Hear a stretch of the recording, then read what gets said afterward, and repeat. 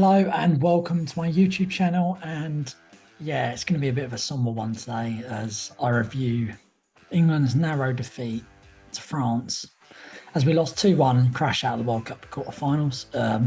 Yeah, it's a sore one. It's a sore one to take.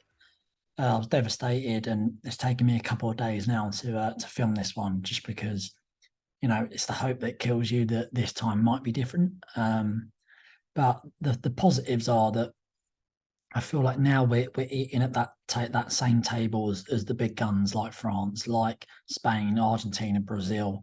I feel like, if anything, that game against France showed that we can compete and we can mix it with them.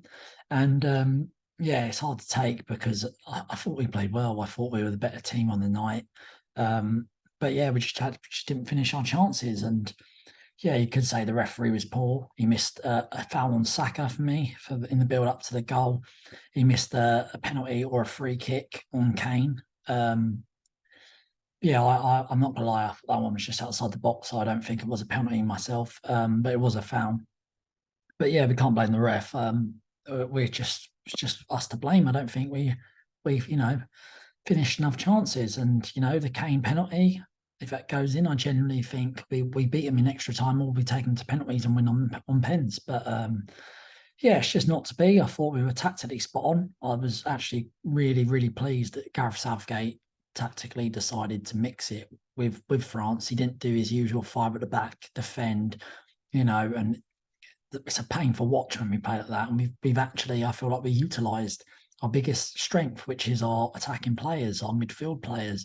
I feel like we actually went for it. And, normally you come out these games as if, it's a big chance missed. Yeah, it is a big chance missed, considering that Morocco beat Portugal. And, the only two realistically big teams in it left were Argentina and obviously France. But yeah, I don't think we can have any complaints really about how England went it. I thought we were spot on. I thought Bukayo Saka, Declan Rice, and Jude Bellingham have had unbelievable tournaments. I thought they've been brilliant.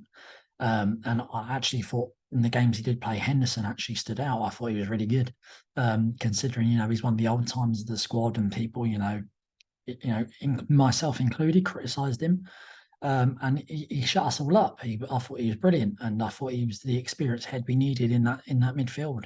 But yeah, that goal that Giroud scored, I mean, moments before that, I think Giroud got in behind, and you just can't give a man of that class that much space, because he'll punish you. It was a free header for him, and he's always going to score. I thought Kyle Walker, after all the talk beforehand, pocketed Mbappe. I didn't think Mbappe did anything. I didn't even think he had a sniff. But yeah, I felt massively for Harry Kane. It's, when your luck's not going for you, it's not going for you, and you need luck to win these sort of tournaments. And England are very void of it, which is what also makes it so painful, is because we never get that sort of luck. I don't think. And Kane, I would have put my house on Kane scoring that penalty, and obviously it wasn't to be. And credit to Bellingham, I thought his reaction to comfort Kane and be like, come on, let's go for it still. It's time to score. I thought that was brilliant. I thought that was that's future captain material there. I can't speak highly enough of Jude Bellingham. And yeah, although I love to feel like the future's bright, as we had a lot of young talent in this team that will be there for the next Euros and the next World Cup. But we've said that before, and it's got to that point for me now where it's like, are we ever going to see England win a tournament? I don't want to be pessimistic, but I just feel like it's the same every 4 years. It's the whole, we were so close, but there's bright, the next one, and it just keeps coming into the next one and never happens. I feel like there's part of me that also feels like we might have missed our opportunities in the last few tournaments, especially the Euros against Italy at Wembley. But, if we're trying to stay positive, who knows? But maybe it's because I'm still down about the France result, but I can't see it at the moment.